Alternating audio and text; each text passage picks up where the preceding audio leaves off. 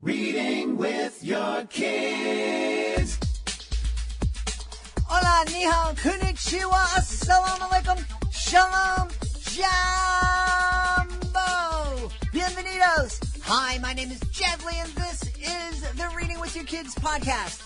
We're coming to you from the beautiful neighborhood of Reedville in the southwest corner of Boston, Massachusetts. We are so delighted that you're part of our beautiful Reading with Your Kids family. Please be sure to subscribe to the show on the iHeartRadio app, on Amazon Music, Ghana, Spotify, wherever you find your podcast. Our guest today is Kathy Ceceri. She is here to talk to us about all sorts of wonderful do-it-together STEM projects. Speaking of doing it together, have you and your family checked out Reading in the New Year?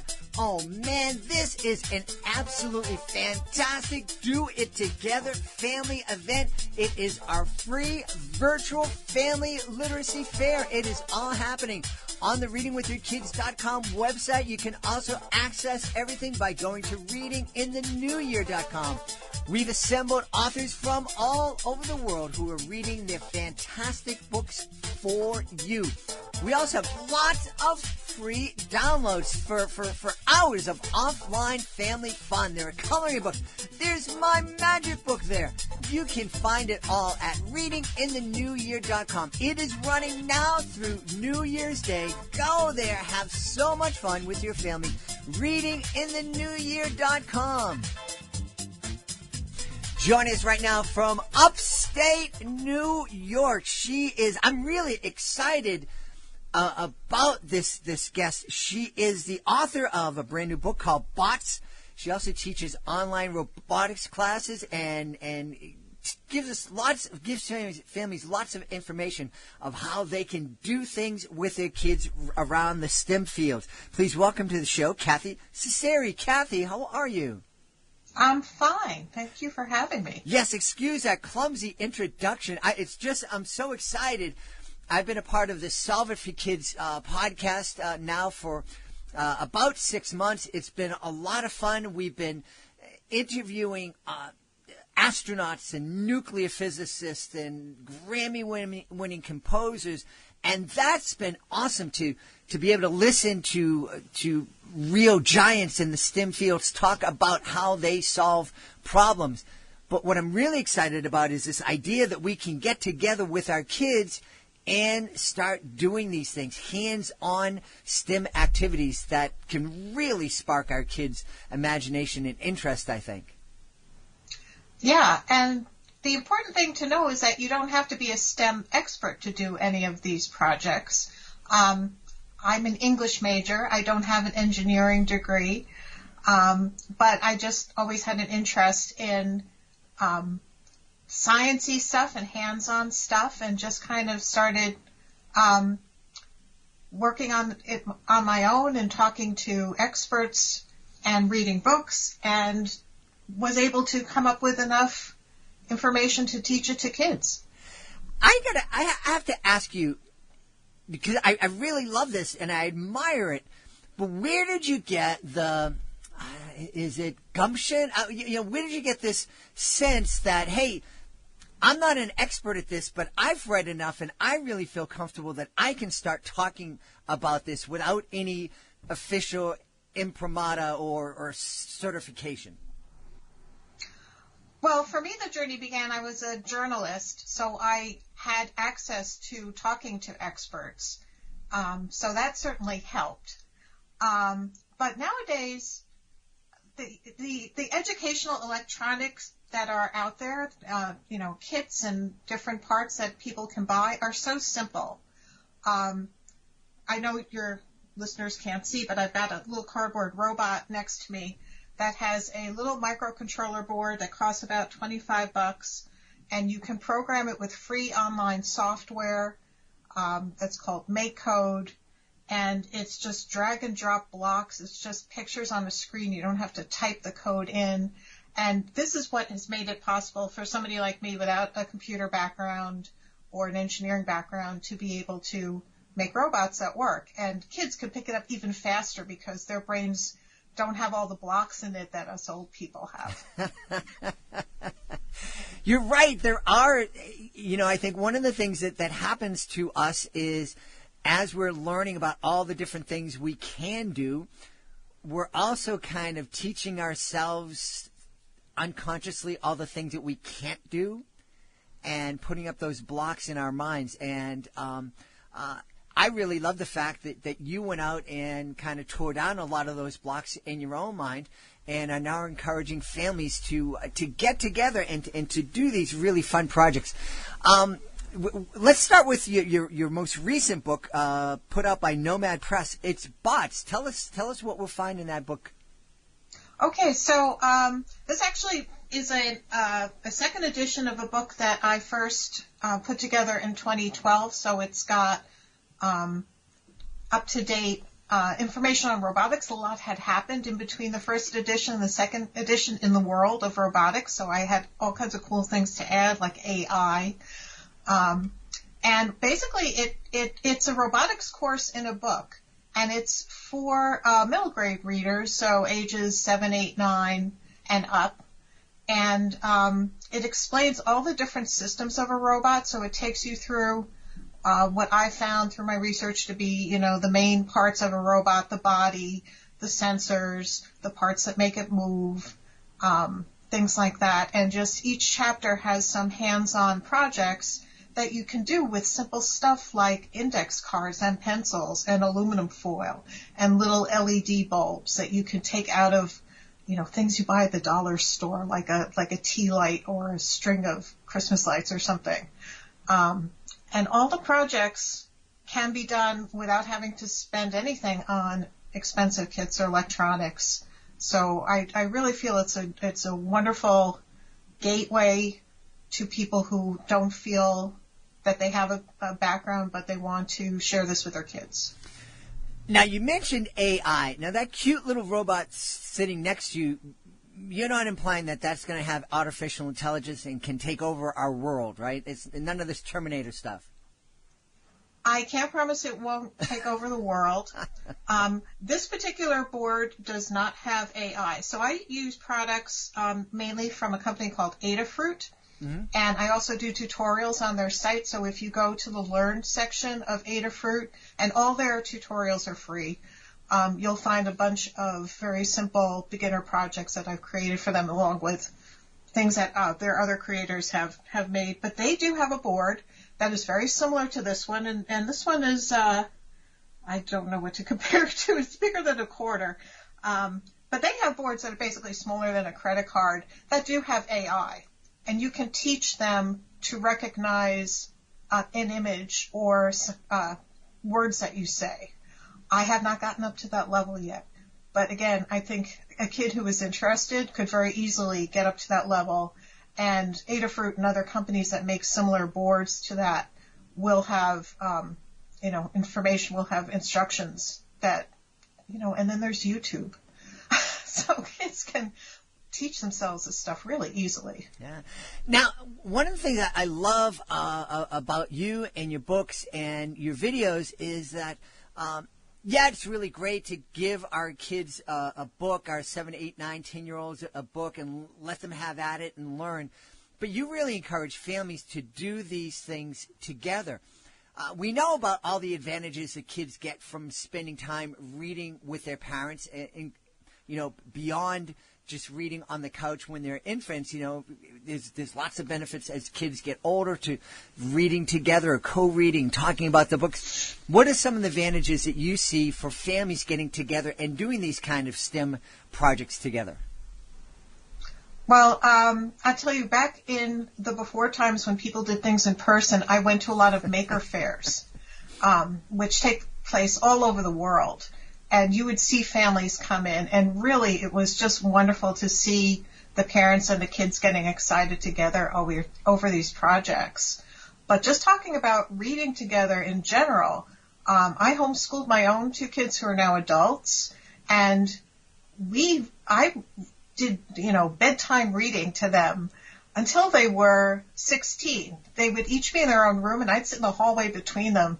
And we would be sharing, all kinds of wonderful books. And, that's like one of my greatest memories from raising my kids is sharing all these books together. So I don't think that reading to and with your kids is something that has to stop when they're able to start reading on their own at all. Absolutely, yes. We encourage families to continue reading together through their tween years, or teen years. And I love the word that you chose when you're reading with your kids, where you were sitting there in the hallway between the two bedrooms. You were reading these stories, but you used the word sharing. And I think that's a really beautiful way of thinking about it. You're sharing these stories, but even more importantly, I think, is you're sharing your time. So many families, it seems like the only time they're together is, especially when the kids get older, is when you're maybe reprimanding your kid for something and talking about, something that they did wrong, as opposed to just sitting down and sharing time and stories together. Yeah. Again, homeschooling was wonderful for that. We could do all kinds of fun things together. And now that so many people are doing some kind of homeschooling themselves, I really would advise people to get away from trying to fulfill school assignments as the goal of schooling, and really, step away from the computer and do things together, and really, do the fun part of having your kids home and watching them learn, and not just the making sure their homework part is done, which to me is not the fun part at all. Right. Hey, one of the things, we're recording this in December of 2020, the year of the pandemic and the lockdowns and virtual learning. And one of the things that we're hearing is that we have to get kids back into school. Their social, emotional well-being it's taking this tremendous toll on kids. Yet there are literally hundreds of thousands of kids that are being homeschooled during typical times. Can you talk a little bit? The kind of stereotype that a lot of people have of a homeschool kid is a kid that's kind of shut in, that doesn't have friends, that really doesn't have a lot of social skills. Is that something that you found? I found that stereotype to be sticking around. So my kids are 25 and 28, and I started looking into homeschooling before my oldest was kindergarten age. So since that time, over 25 years, I've been seeing the same stereotype, and it wasn't true then, and it isn't true now. My kids, again, when they could go out and see other kids, we had homeschool activities. They joined community, clubs and activities and after-school classes that they were allowed to participate in. Homeschoolers often complain that they don't spend enough time at home because there's so many outside activities, sports and, clubs and all these things that they can do. And now that everybody's online, once my kids reached their teens and were given their own computers, they started playing games online with their kids. One of my kids ended up with a degree in video game programming. Because I spent so much time playing games online, and they still stay in contact with those same people who are now all adults all over the country. So they're still having their social life online the way that they did when they were teenagers. And I just think that's, it's sad that that's what, people are limited to right at this moment, but it's nice that they have that. Yeah, absolutely. I mean, if you think of the alternative, and we're not talking about that long ago, where, 1990, if this had happened in 1990, the idea that everybody could stay home and learn virtually, that wouldn't have been possible. We just didn't have the technology. Yeah. I actually had put together a collection of articles about how to homeschool in an emergency. Way back from one of the hurricanes that I can't keep track of them anymore, where people were living in trailers afterwards, and there were no schools. And everything was, you can get materials out of your library, you can go in your community and find resources, or just, talk to people or whatever. A lot of things that you can't do right now because you can't go out into your community and go to some of these places. But, the things online there's so much online right now, and it's really a blessing for people that can't go out, that they can still, keep their kids challenged and entertained, I guess. Yeah. What was the biggest benefit of that you and your family experienced of homeschooling, and what was the kind of thing that the drawback, the one single drawback, that you experienced as a homeschooling parent? The drawback might have been that I simply didn't have a big enough budget to find every teacher that I wanted. So, when you can't teach something yourself, you go out and you find somebody that's offering that. And there's only so much that you can fit into the budget in terms of outside classes and outside tutors and things like that. But the benefits are that my kids were able to focus on things that interested them. So I really tried to minimize how much, time I'm saying, you just need to learn this even though it's boring, even though it doesn't interest you right now.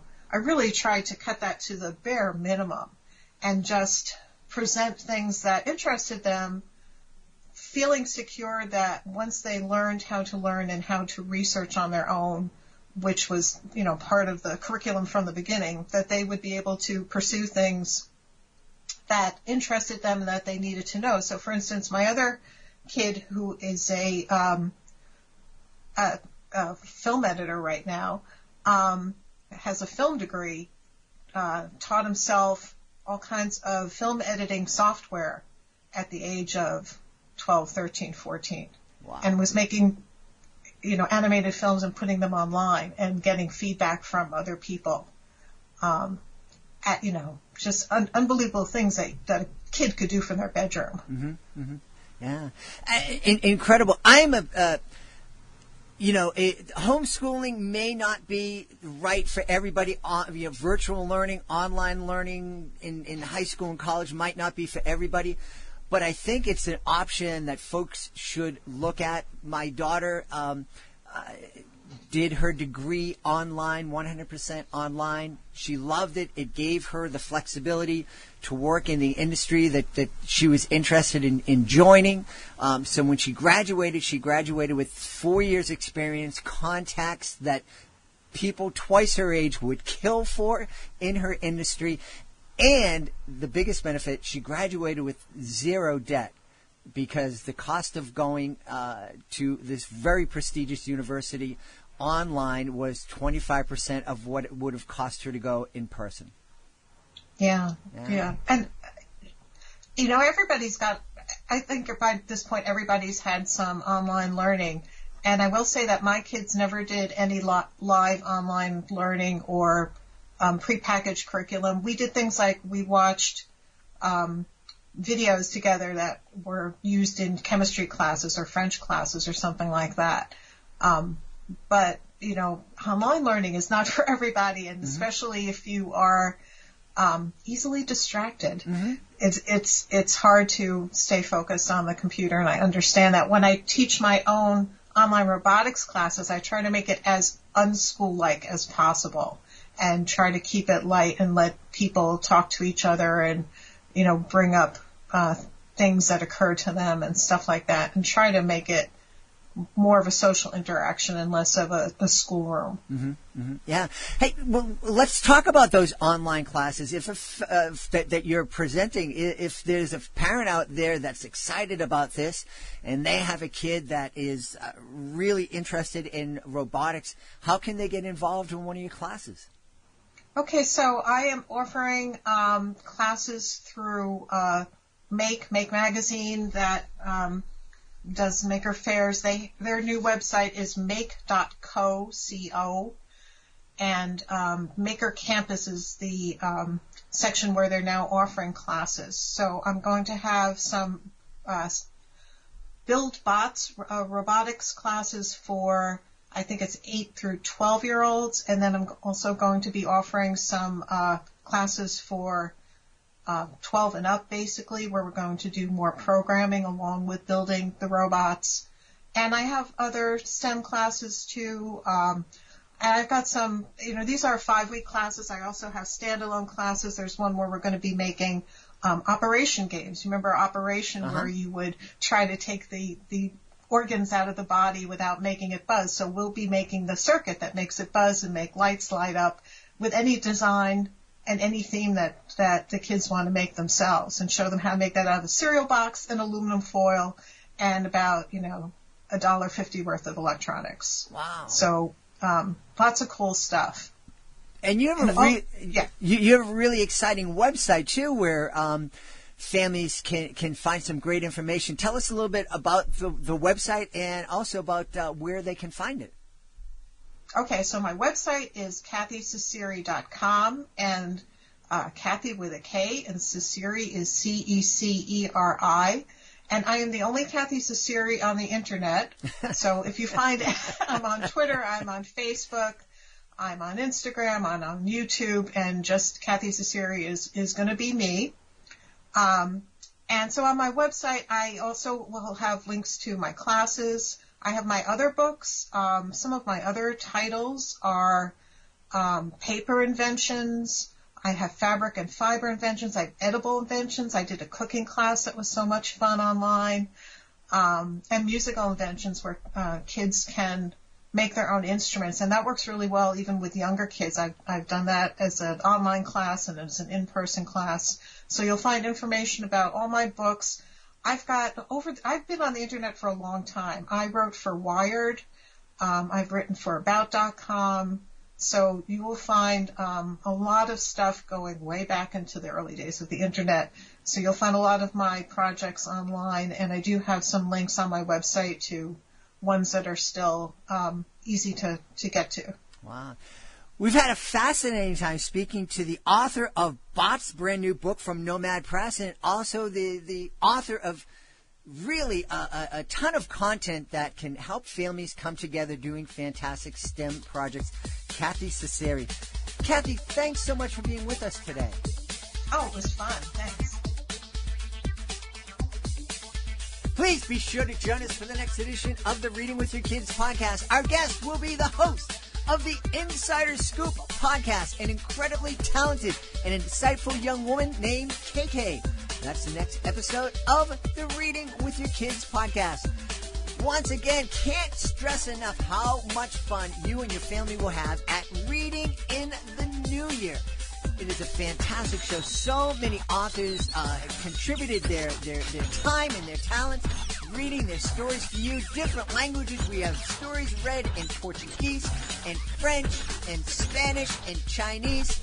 It's amazing. You've got to check it out. readingintheNewYear.com. Or you can also just go to our website, readingwithyourkids.com.